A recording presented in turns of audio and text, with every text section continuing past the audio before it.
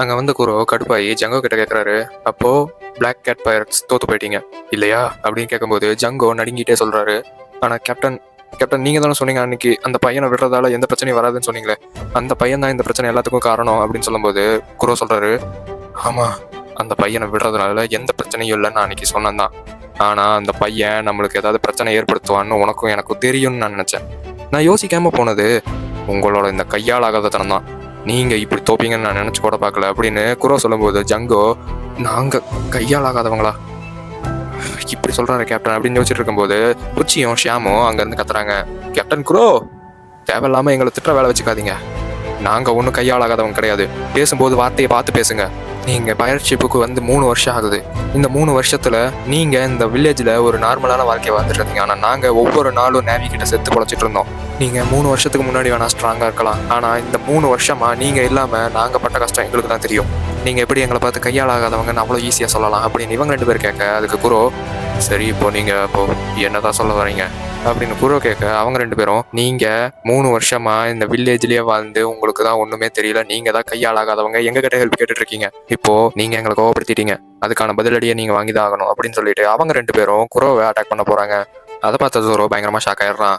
புச்சியும் ஷாமும் பயங்கர ஸ்பீடாக குரோ கிட்ட போயிட்டு இருக்கும்போது ஜங்கோ கத்துறாரு, புச்சி ஷாம் தப்பு பண்ணுறீங்களா, இப்படி பண்ணாதீங்க அப்படின்னு கத்துறாரு. ஆனால் அவங்க 2 பேரும் அதை காதலே வாங்கிக்கல. சாரிடா குரோ, நீ ஒன்றும் இனிமேல் எங்களுக்கு கேப்டன் கிடையாது, அதோட இன்னைக்கு நீ செத்தடா அப்படின்னு சொல்லிட்டு புச்சியும் ஷாமும் குரோவை அட்டாக் பண்ணுறாங்க. குரோ அந்த இடத்துல இருந்து சாயிடுறாரு. அவர் அங்கேருந்து மூவ் ஆனதுனால அந்த பேக் மட்டும்தான் அங்கே இருக்குது. அந்த பேக்கை அவங்க கிழிச்சிடுறாங்க. அவங்க அட்டாக்ல அந்த பேக் கிழிஞ்சிருதுன்னு சொல்லலாம். அப்படி குரோ எங்கே போனாருன்னு பார்க்கும்போது குரோ ஜோரோக்கு பின்னாடி வர்றாரு. அப்படி காலங்காத்தாலேயே அந்த பேக்கில் அவர் கொண்டு வந்தது வேற எதுவும் இல்லை, அவரோட ஹேண்ட் கிளவுஸ் தான். அந்த கிளவுஸ் நார்மல் கிளவுஸ் மாதிரி கிடையாது. அதில் கத்தானாஸ் இருக்கும். ஒவ்வொரு விரலுக்கும் ஒவ்வொரு கத்தானா இருக்கும். ஆக்சுவலி இவங்க சொன்ன மாதிரி கேப்டன் குரோ 3 வருஷமா பைரட் ஷிப்பில் கடலில் இல்லைனாலும் இந்த வில்லேஜில் இருக்கும்போதும் அவரோட ஸ்டைலை மாற்றிக்கவே இல்லை. அவர் இன்னும் அந்த பழைய கேப்டன் குரோவே தான். அவரோட ஸ்ட்ரென்த்லேயும் எந்த சேஞ்சஸும் கிடையாது. அதனால தான் அவர் இங்கே வரும்போது அந்த கிளவுஸையும் அந்த பேக்கில் போட்டு எடுத்துகிட்டு வந்திருக்காரு. இப்போது புச்சியும் ஷாமும் அவரை அட்டாக் பண்ண வரும்போது அந்த செகண்ட்லேயே டக்குன்னு அந்த கிளவுஸ் எடுத்து கையில் மாட்டிட்டு அங்கேருந்து தப்பிச்சிடுறாரு. தப்பிச்சு போனவர் இப்போ புச்சிக்கும் ஷாமுக்கும் பின்னாடி வந்துடுறாரு. இதை பார்த்த ஜோரோ ஷாக் ஆயிடுறான். அப்படி அங்கே வந்து அவர் சொல்கிறாரு, நீங்கள் யாரை கொல்ல போகிறீங்க அப்படின்னு அவர் கேட்க இவங்க 2 பேரும் பயப்பட ஆரம்பிக்கிறாங்க. ஆனால் பயந்ததோடு இல்லாமல் டக்குன்னு பின்னாடி திரும்பி மறுபடியும் குரோவை அட்டாக் பண்ண போகும்போது குரோ மறுபடியும் அங்கேருந்து தப்பிச்சு மறுபடியும் இவங்களுக்கு பின்னாடியே வந்து இவங்களை பிடிச்சிடுறாரு. அப்போ அந்த 2 பேரும் அழுகவே ஆரம்பிச்சிடுறாங்க. அப்போ குரோ சொல்கிறாரு, உண்மைதான், நீங்கள் சொன்ன மாதிரி என்னோட மூமெண்ட்டில் கொஞ்சம் ஸ்லோனஸ் தெரியுது, பட் விடுங்க, இது ஒரு வார்ம் அப்பாக நான் வச்சுக்கிறேன் அப்படின்னு சொல்ல நாமி காமிக்கிறாங்க. நாமி சொல்கிறா, இவங்க 2 பேரும் ஜோரோவே திணறடிச்சாங்க. அப்படி இருக்கும்போது இவங்க 2 பேரையும் இவர் ஒரு ஆளாக சமாளிக்கிறாருன்னா அப்போ குரோ அவ்வளோ ஸ்ட்ராங்கா அப்படின்னு நாமி யோசிச்சுட்டு இருக்கும்போது ஜங்கோ யோசிக்கிறாரு, இப்போ கேப்டன் குரோ அவரோட புசி ஃபுட் மேனுவல் டெக்னிக் யூஸ் பண்ணிட்டு இருக்காரு.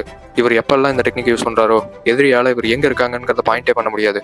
இவர் இதை ஒரு கூட்டத்தில் யூஸ் பண்ணி 50க்கும் மேற்பட்ட அசாசின்ஸை கொண்டதை நானே பார்த்துருக்கேன். இவர்கிட்ட இருந்து இப்போ தப்பிக்கிறதுக்கு வேற வழியே இல்லை. எல்லாத்துக்கும் மேலே 3 வருஷம் ஆகியும் அவரோட கண்ணாடியை தூக்குற ஸ்டைலு மாறவே இல்லை.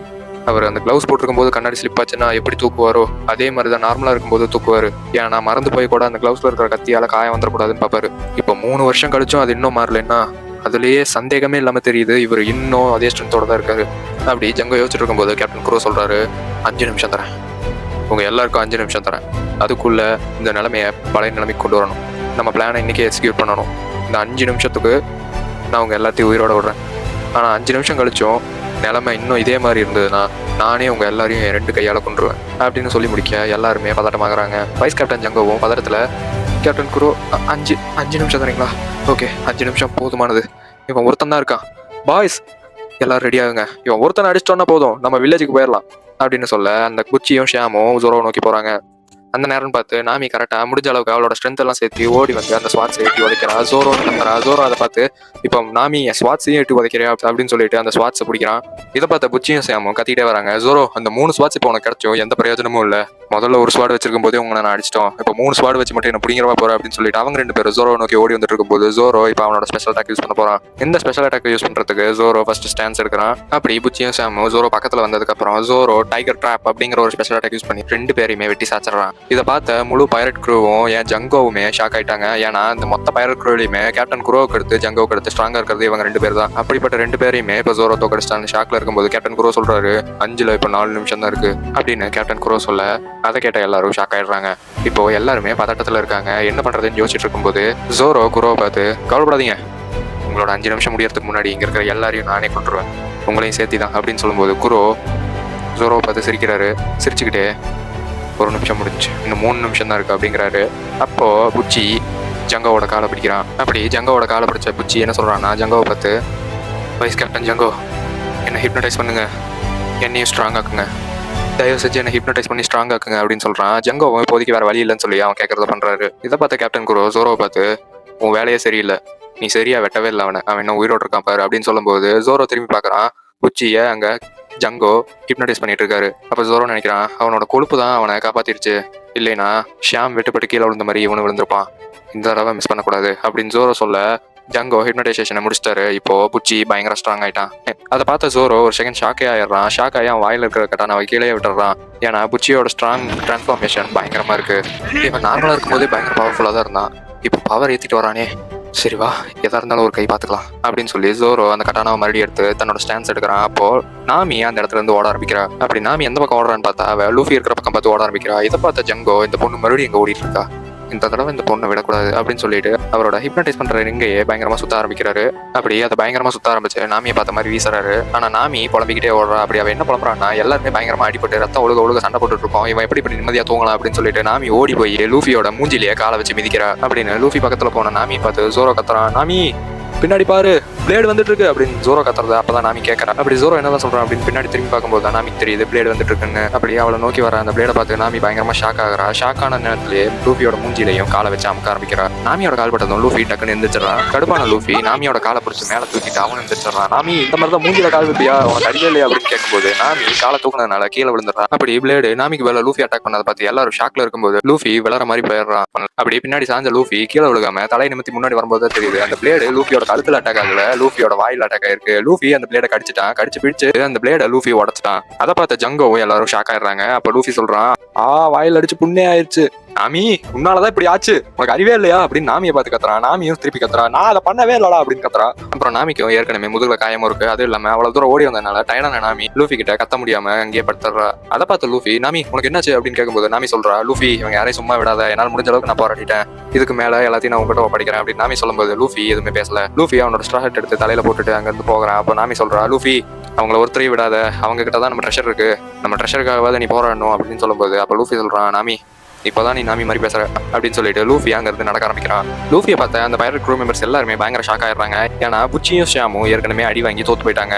அதுவும் இல்லாம லூஃபி ஏற்கனவே செத்துட்டான் தான் அவங்க எல்லாரும் நினைச்சிட்டு இருந்தாங்க. ஜோரோ மட்டும் தான் இருக்கா, அவனை மட்டும் அடிச்சா போதும் அப்படின்னு நினைச்சிட்டு இருக்கும்போது கேப்டன் குரோவும் இப்போ இருக்காரு, இப்போ லூஃபியும் இருக்கான், ஜோரோவும் இருக்கான், 3 பேரும் இருக்காங்க, நம்ம டீம்ல யாருமே இப்போ ஸ்ட்ராங்கா இல்ல அப்படின்னு சொல்லிட்டு அந்த பைரட் க்ரூ மெம்பர்ஸ் எல்லாருமே பயங்கரமா பயப்பட ஆரம்பிக்கிறாங்க. ஜங்கோவுமே இந்த பையன் இன்னும் உயிரோடு இருக்கான், இவன் அப்பயே நான் செத்துட்டான்னு நினைச்சேன், சரி பரவாயில்ல புச்சி இந்த தடவை டார்கெட் மிஸ்ஸே ஆகக்கூடாது, அந்த ஜோரோவை நீ பாத்துக்கோ, இந்த வினோதமான பையனை நான் பாத்துக்கிறேன் அப்படின்னு ஜங்கோ பதட்டமாகறாரு. இதை கேட்ட புச்சி ஏற்கனவே கடுப்புல இருந்தாலும் இன்னும் கடுப்பு ஏத்திட்டு ஜோரோ அடிக்க போறான். அப்படி அவன் ஜோரோ அடிக்க போகும்போது குரோ சொல்றாரு, நான் உங்களுக்கு கொடுத்த 5 நிமிஷம் முடிஞ்சு, இப்போ எல்லாரும் சாக போறீங்க அப்படின்னு குரோ அவரோட ஹேண்ட்ஸை வெளியே நோக்கி ஸ்டான்ஸ் எடுக்கிறாரு. அப்படி குரோ அவரோட ஸ்பெஷல் அட்டாக் யூஸ் பண்றதுக்காக ஸ்டான்ஸ் எடுத்துட்டு இருக்கும்போது அவர் பின்னாடி யாரோ ஓடி வரதை நோட்டீஸ் பண்றாரு. அவர் பின்னாடி யாரோ ஓடி வந்து அவர் அட்டாக் பண்ண போறாங்கிறத நோட்டீஸ் பண்ண குரோ டக்குன்னு திரும்பும்போது உசப்பும் அவர் பின்னாடி யாரோ ஓடி வராங்க அப்படிங்கறத நோட்டீஸ் பண்றான். அப்படி பார்க்கும்போது தான் தெரியுது அங்க காயா தான் வரா.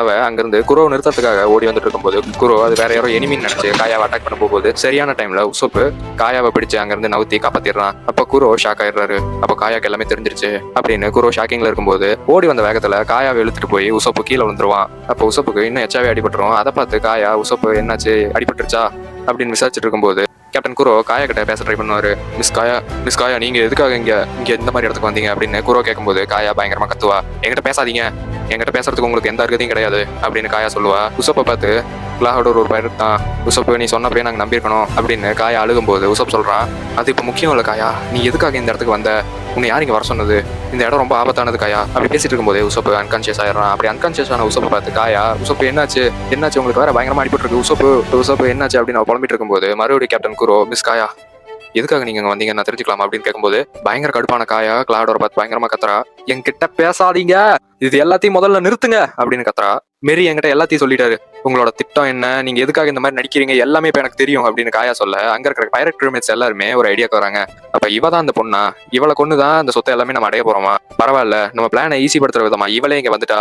இப்ப நம்ம வில்லேஜுக்கு போகணுங்கிற அவசியமே இல்ல, அதான் இவளே இங்க வந்துட்டால, இவளை கொண்டாலே போதும் நம்மளுக்கு அந்த சொத்து கிடைச்சிரும், ஈஸியா வேலை முடிஞ்சு அப்படின்னு எல்லாரும் நினைச்சிட்டு இருக்கும்போது காயா சொல்றா, உங்களுக்கு என் சொத்து தானே வேணும், தயவு செஞ்சு அதை எடுத்துக்கோங்க, எனக்கு என் சொத்து வேணாம், நீங்களே வச்சுக்கோங்க, ஆனா தயவு செஞ்சு இந்த வில்லேஜை விட்டுருங்க, இந்த வில்லேஜ் எந்த பாவமும் உங்களுக்கு பண்ணல, ப்ளீஸ் இந்த வில்லேஜை விட்டு போயிருங்க அப்படின்னு காயா கெஞ்சரா. அப்போ கிளாகடோர் சொல்றான், ஓகே ஓகே ஓகே, அப்போ நீங்க தரதை நான் ஏத்துக்கிறேன், இந்த தடவை நீங்க தரதை நான் ஏத்துக்க மாட்டேன்னு சொல்லல, ஆனா எனக்கு அது மட்டும் பத்தாது, எனக்கு இன்னொன்னு வேணும் அப்படின்னு சிரிச்சுக்கிட்டே சொல்றான். அப்படி அவன் என்ன சொல்றான்னா, எனக்கு உங்க சொத்தோட சேர்த்து பீஸ் ஆஃப் மைண்டும் வேணும், மன நிம்மதி வேணும் அப்படின்னு சொல்றான். அப்போ அதை கேட்ட காயா பயங்கரமா ஷாக் ஆயிடுறா. கிளாகடோர் என்ன சொல்றான்னு புரியாம நின்றுட்டு இருந்த காயா, நீங்க என்ன சொல்றீங்க எனக்கு புரியல அப்படின்னு சொல்லும்போது கிளாகடோர் சொல்றான், எனக்கு மன நிம்மதி வேணும் காயா, இந்த வில்லேஜ்ல நான் 3 வருஷமா நல்லா பழகிட்டேன், இங்க இருக்கிற குழந்தைங்கள்ல இருந்து பெரியவங்க வரைக்கும் எல்லாத்துக்கும் என்ன பிடிக்கும், அவங்களோட இருந்து இருந்து எனக்கு அந்த மன நிம்மதி அமைதி எனக்கு பிடிச்சு போச்சு, இப்போ எனக்கு அதை விட்டு வர மனசே இல்லை, அப்படி நீயே உன்னோட சொத்தை எல்லாம் எனக்கு எழுதி வச்சுட்டீங்கன்னா அப்போ இந்த ஊர் மக்கள்லாம் என்ன நினைப்பாங்க, அவங்க முன்னாடி என்னால மன நிம்மதியோட வாழ முடியாது, அப்போ நான் ஃபர்ஸ்ட் போட்ட பிளான் தான் கரெக்ட்,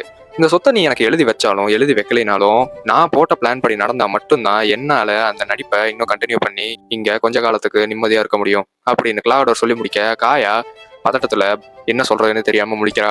அப்ப கிளாகடோர் சொல்றான், இன்னும் கொஞ்ச நேரத்துல இங்க இருக்கிற எல்லா பைரட்ஸும் வில்லேஜ போய் சூறையாட போறாங்க, அதை நீ பார்க்கதான் போற மிஸ் காயா. அந்த நேரம் பார்த்து கான்சியஸ் வந்த உசோப்பு பயந்து போய் காயாவோட காலை பிடிச்சு, காயா இங்க இருந்து ஓடிரு, இவங்கிட்ட பேசுறதுல எந்த பிரயோஜனமும் இல்லை அப்படின்னு சொல்லும் போது காயா அவளோட கோட் பாக்கெட்ல இருந்து கன்னை வெளியே எடுக்கிறா. கன்னை வெளியே எடுத்து கிளாகடோரை பார்த்து, இல்ல உன்னை நான் அதுக்கு அனுமதிக்கவே மாட்டேன் அப்படின்னு சொல்லி கண்ணை கிளாகடோர் முன்னாடி நீட்டுறா. அதை பார்த்த கேப்டன் குரோ ஒரு செகண்ட் ஷாக் ஆயிடுறாரு, சைலண்டும் ஆயிடுறாரு. அப்ப காயா சொல்றான், இந்த வில்லேஜை விட்டு இப்பயே எல்லாரும் கிளம்புங்க, இல்லைன்னா உன்னை நான் சுற்றுவேன் அப்படின்னு சொல்லும்போது கிளாகடோர் அவரோட கிளவுஸ் ரெண்டையும் கழட்டுறாரு. கழட்டிக்கிட்டே குரோ சொல்றான், மிஸ் காயா உங்களுக்கு ஞாபகம் இருக்கா, இந்த 3 வருஷத்துல எவ்வளவோ நடந்திருக்கு, உங்களுக்கு ஞாபகம் இருக்கா, நீங்களும் நானும் இந்த 3 வருஷத்துல எவ்வளவு டைம் ஸ்பெண்ட் பண்ணிருக்கோம், உங்க அப்பா அம்மா சாகிறதுக்கு முன்னாடி கூட, நீங்க இந்த மாதிரி பெட்ல படுக்கை ஆகிறதுக்கு முன்னாடி கூட நீங்களும் நானும் எவ்வளவோ இடத்த சுத்தி பார்த்துருக்கோம், நிறைய டைம் ஸ்பெண்ட் பண்ணியிருக்கோம், அதெல்லாம் எவ்வளவு ஸ்வீட்டான மெமரிஸ், நினைச்சு பார்க்கவே எவ்வளவு நல்லா இருக்குல்ல காயா அப்படின்னு கேட்கும்போது காயா சொல்றா, கிளாகடோர் என்ன சொல்ல வரீங்க, உங்க அப்பா அம்மா இறந்ததுக்கு அப்புறம் கூட நான் அவனை ரொம்ப நல்லா பாத்துக்கிட்டேன், தினமும் நைட்டு நான் உனக்கு கதை சொல்லுவேன், நான் சொல்ற எல்லா கதையுமே நீ விரும்பி கேட்ப, நீயும் நானும் கிட்டத்தட்ட ஒரு நல்ல ஃப்ரெண்ட்ஸ் மாதிரியே இருந்தோம் காயா, உனக்காக நான் என் வாழ்க்கையே அர்ப்பணிச்சேன், அது எல்லாமே மறந்துட்டியா காயா அப்படின்னு சொல்லும்போது காயா அந்த நேரத்துல ஷாக் ஆகி ஃப்ரீஸ் ஆயிடுறா. எமோஷன்ஸ் அவளை கண்ட்ரோல் பண்ண ஆரம்பிக்குது, அவளால எதுவுமே பண்ண முடியல. ஸோ அந்த நேரத்துல நைஸா கிளாகடோர் அந்த துப்பாக்கி அவ கையில இருந்து வாங்கிடுறான். அப்போ கிளாகடோர் சொல்றான், இதெல்லாம் நான் ஏன் பண்ண தெரியுமா, இந்த மாதிரி ஒரு எண்ணம் இருந்தா நான் இதெல்லாம் பண்ணிருப்பேனா, ஆமா காயா, நான் இதெல்லாமே பண்ணதுக்கு காரணம் ஒரு நாள் உன்னை கொன்னு உன்னோட சொத்தை எல்லாம் அடையறதுக்காக தான் காயா, நான் இவ்வளவு நாள் உங்ககிட்ட நல்லா பழகினேன், ஒரு காலத்துல இந்த கடலே நடுங்கி இருக்கும் என் பேரை கேட்டா, கேப்டன் குரோ, எவ்வளவு பெருமையா இருக்கும் தெரியுமா அந்த பேரை கேட்கும்போது. 3 வருஷத்துக்கு முன்னாடி எல்லார் வாயில இருந்து கேப்டன் குரோன்னா எல்லாரும் பயப்படுவாங்க, அந்த மாதிரி ஒரு ஆளு அவனோட மொத்த கேரக்டரையும் மாத்திக்கிட்டு உன் குடும்பத்துல வந்து உன் வீட்டு வேலையெல்லாம் பார்த்தது எதுக்காகன்னு நினைக்கிறேன், எத்தனை அவமானங்கள் எத்தனை விஷயங்களை நான் இழந்தேன், இது எல்லாத்துக்கும் இன்னைக்குதான் தீர்வு கிடைக்க போகுது, நான் ஒரு பைரட்டி, கேப்டன் குரோ த பிளாக் கேட் பைரட்ஸோட கேப்டன் டி நானு அப்படின்னு சொல்லும் போது லூஃபி பயங்கரமா கோவமாயிடுறான். கிளாகடோர் அவன் கையில இருக்கிற கண்ணை கீழே போடுறான். காயா அப்பதான் ரிலீஸ் பண்றான், நம்ம தப்பு பண்ணிட்டோம். அப்போ உசோப்பு கீழே இருந்து அந்த கண்ணை எடுத்து டக்குன்னு மேல இருந்துருச்சு கிளாகடோரை சுட பார்க்கும்போது கிளாகடோர் அங்கிருந்து எஸ் ஆயிடுறான். எஸ் ஆன கிளாகடோர் உசோப்புக்கு பின்னாடி வந்துடுறான். அப்படி கிளாகடோர் அவர் கையில இருந்து கிளவுஸ் கழட்டும் போது ஒரு கிளவுஸ் மட்டும் தான் கழட்டினாரு, இன்னொரு கையில கிளவுஸ் அப்படியே தான் இருந்துச்சு. ஸோ அந்த கையை யூஸ் பண்ணி உசோப்பை கேட்ச் பண்ணிடுறாரு. இப்போ உசோப்போட தலையை பிடிச்சிருக்காரு அந்த கட்டானஸை வச்சு. அப்போ உசோப்பு நகர முடியாம அங்கே நின்றுட்டு இருக்கும் போது கீழே இருந்து ஒரு கை வேகமா ஸ்ட்ரெச் ஆயிட்டு வருது. உசோப்பு ஃபர்ஸ்ட் அதை பார்த்து ஷாக் ஆயிடுறான். ஆனா அதுக்கு அடுத்த செகண்டே அந்த கையை உசோப்புக்கு பக்கத்துல வந்து கிளாகடோர் மூஞ்சிலேயே பயங்கரமான ஒரு பஞ்சு வைக்குது. அது யாருன்னு உங்களுக்கே தெரியும், லூஃபி தான். பஞ்சு வாங்கின கிளாகடோர் பயங்கரமா பின்னாடி பறக்கிறாரு. எல்லாரும் ஷாக்கிங்கோட குரோவே அடிச்சுட்டான்டா அப்படின்னு சொல்லி லூஃபியை பார்த்துட்டு இருக்கும்போது லூஃபி சொல்றான், உனக்கு அடி வாங்குறது அவ்வளவு இன்சல்ட்டா இருக்குன்னா அப்போ என்கிட்ட இன்னும் கொடுக்கறதுக்கு நிறைய பஞ்சஸ் இருக்கு அப்படின்னு சொல்ல இந்த எபிசோட முடிக்கிறாங்க.